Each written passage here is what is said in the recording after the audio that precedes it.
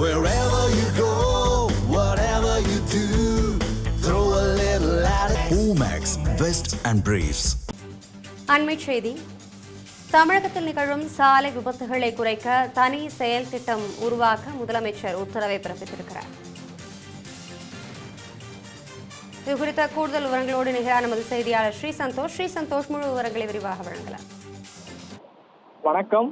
தமிழகத்தில் ஏற்படக்கூடிய சாலை விபத்துகளை தடுப்பதற்காகவும் அதனை குறைப்பதற்காகவும் தனி செயல் திட்டத்தை அமல்படுத்துவதற்காக முதலமைச்சர் உத்தரவு என்பதனை பிறப்பித்திருக்கிறார்.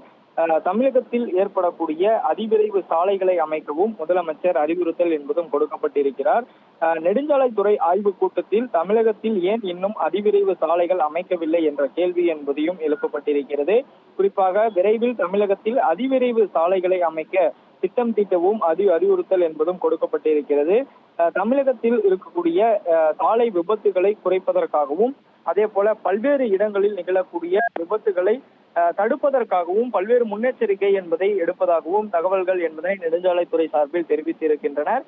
குறிப்பாக பார்த்தோம் என்றால் தமிழகத்தில் இருக்கக்கூடிய நகர்ப்புற வளர்ச்சியை அடிப்படையாக கொண்டு சாலை உட்கட்டமைப்பு வசதிகளை ஏற்படுத்த 10 ஆண்டுகளுக்கான செயல் திட்டத்தை உருவாக்கவும் முதலமைச்சர் அதிகாரிகளுக்கு அறிவுறுத்தல் என்பதும் கொடுக்கப்பட்டிருக்கிறார். குறிப்பாக கடந்த ஆண்டில் மட்டுமே 67,000க்கும் மேற்பட்ட சாலை விபத்துகள் என்பது நிகழ்ந்திருக்கிறது தமிழகத்தில் மட்டும்.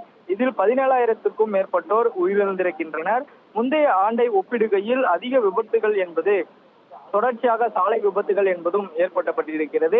காரணத்தை கூறுகையில் இந்த அதிவிரைவு சாலைகள் அமைப்பதில் தாமதம் ஏற்படுவதால் தான் இது போன்ற விபத்துகள் என்பது நிகழப்படுவதாகவும் தொடர்ச்சியாக தெரிவித்திருக்கின்றனர். இந்த நிலையில் தொடர்ச்சியாக இதற்கான முன்னெடுப்புகளை எடுக்கவும் நெடுஞ்சாலைத்துறை சார்பில் அறிவுறுத்தல் என்பதும் கொடுக்கப்பட்டிருக்கிறது. ஆய்வுக் கூட்டம் என்பது தொடர்ச்சியாக மேற்கொள்ளப்பட்டு வரக்கூடிய நிலையில் இந்த ஆய்வுக் கூட்டத்தில் தான் முதலமைச்சர் அதிகாரிகளுக்கு உத்தரவு என்பதையும் பிறப்பிக்கப்பட்டிருக்கிறார். குறிப்பாக சாலை விபத்துகளை தடுப்பதற்காகவும் கிராமப்புறங்களில் அதிகப்படியான மேடு பள்ளமான இடங்களில் வாகனங்கள் ஓட்டுவதால் பல்வேறு புகார்கள் என்பதும் தொடர்ச்சியாக எழப்பட்டு வருகிறது.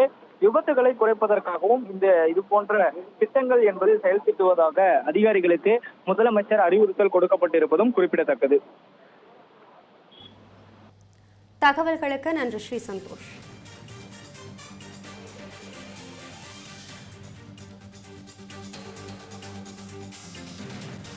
தமிழ் ஜனம் சேனலை சப்ஸ்கிரைப் பண்ணாம பார்த்துட்டு இருந்தீங்கன்னா மறக்காம சப்ஸ்கிரைப் பண்ணிடுங்க.